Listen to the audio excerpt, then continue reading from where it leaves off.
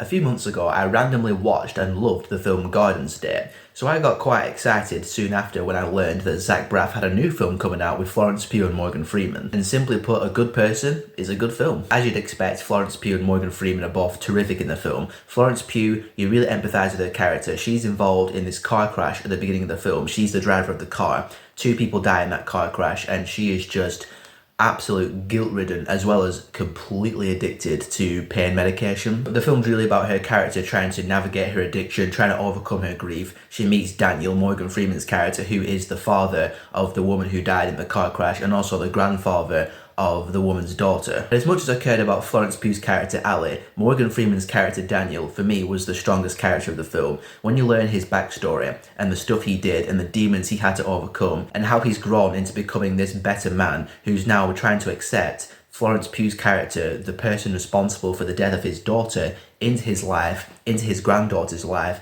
and try and guide her on this path of forgiveness.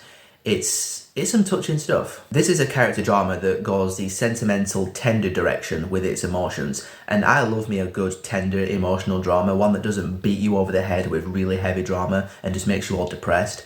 And for the most part, the sentimentality in here worked, and the tenderness worked. There are some times though where it does get a little bit too schmaltzy given some of the subject matter, mainly the whole drug addiction thing. As the film's unfolding and you see where the characters are going, you do notice that it is a bit of a formulaic character drama, especially with certain arguments towards the end of the film. You're like, yeah, I've seen this before, but it doesn't prevent the emotion from coming through too much. The script can feel a bit clunky sometimes, especially in terms of one particular relationship in the film. Two characters meet and one of them hates the other one's guts. They're crying their eyes out, they despise them, they want nothing to do with them whatsoever, and you understand why. And then they do that thing where the characters start kind of talking to see if they can come to some form of catharsis with each other. And then about 10 or 15 minutes later in the film, the character who hated the other one's guts all of a sudden reacts to her like she's her bestie, like, yay, I can't believe you're here, yay. I don't know, it just felt a bit abrupt, the way she went from despising this person to now quite liking this person. It just needed better pacing and better writing to make that relationship progression feel a bit smoother. I didn't love this film quite as much as I wanted to, considering how much I loved Garden State,